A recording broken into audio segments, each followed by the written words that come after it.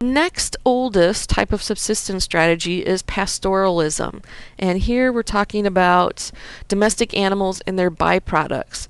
So foraging is a food collecting strategy. Everything else we're going to talk about, including pastoralism, is a food production strategy. We still see a high degree of mobility among pastoralists, and that's because they have to move their herds around to wherever there are resources. Some of the most common animals that we're going to see here are sheep, but goats, camels, cattle, horses, donkeys. Some of the least common are llama or llama, yak, and reindeer. Kind of like foragers, pastoralists are being pushed into marginal habitats, so having a hard time surviving because they're having a hard time finding pasture for their animals. I do want you to keep in mind that this is not ranching. Pastoralists produce for more than just meat and milk, and they move their animals to pasture. They never bring fodder to the animals. And again, quite extensive land use. We have a gender division of labor. Usually we're going to see males working with the larger animals and women working with maybe like sheep and goats, so much smaller animals.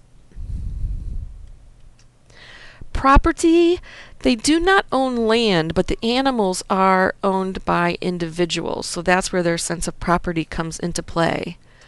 We see semi-permanent camps, so you might have all the women and the children and elders and any sheep and goats at a semi-permanent camp, while all of the younger men are out with the larger herds. Again, high degree of sustainability. If pastoralists have enough land, they can survive for very, very long periods of time. This particular kind of subsistence strategy emerged about 12,000 years ago, so it's a long-lasting strategy. What's kind of interesting with pastoralists, we often see large extended families, and again, that has to do with taking care of all the animals. We're going to use the Arial of Kenya as our example. And the Arial are becoming pretty well adapted to marginal environments in Kenya, so the slopes of the mountains where soil's not that thick, and also into some plains areas. They're successful because they exploit a highly diversified system of animal husbandry. Now what this means is that they have herd diversity, and they keep their animals pretty mobile. So the Arial actually herd cattle, camels, sheep, and goats. They split their herds up, and they might take some cattle and some camel and put them in one area, and then they'll take some more cattle and camel and put them in another area, and so forth, so that their animals, in case of disease or drought, not all of them are going to die. So it's a really good sustainable strategy.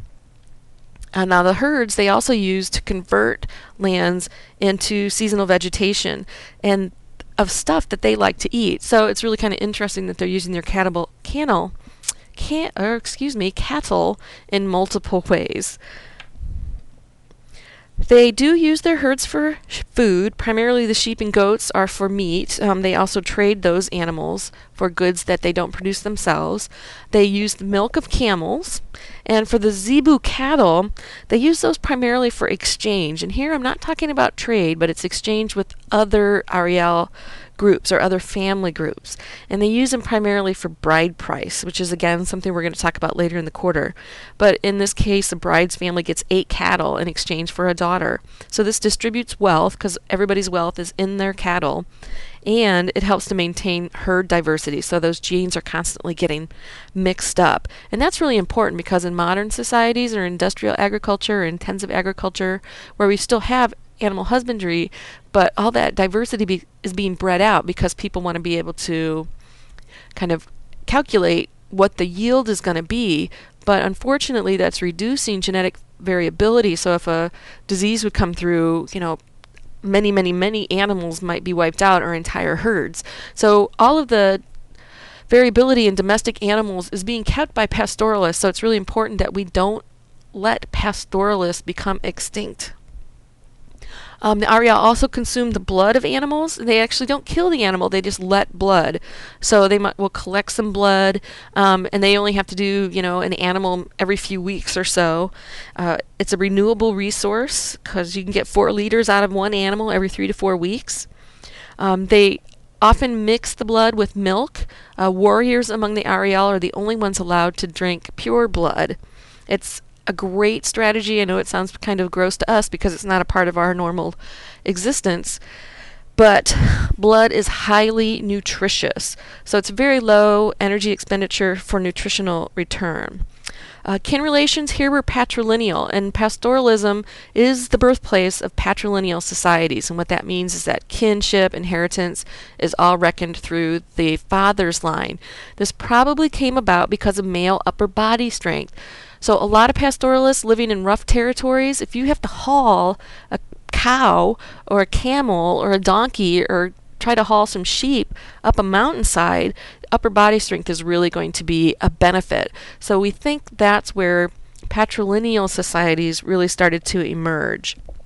The Ariel use age sets, and this is how they maintain social cohesion, because if you've got a bunch of people out looking for herds, and then you've got these semi-permanent camps, you've got people spread all over the place, and that's a difficult thing to maintain.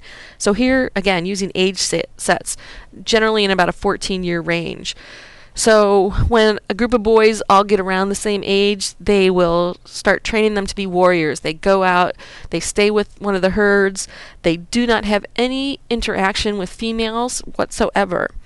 Males go through stages where they're boys, they're warriors, and then they're elders. Females go through girl, adolescent, and kind of married stage. Each age set has specific clothes, diet, socializing rules, duties, so you can often tell where somebody is in their life just based on what they're wearing and what their hair looks like. So if we use warriors, for example, they're initiated into warrior status as a group. Everybody is circumcised at the same time, and they get a group name. Then they grow their hair into long plaits, which they dye red. They can't eat food that's seen by women, and again, they can't even have any kind of interaction with women whatsoever.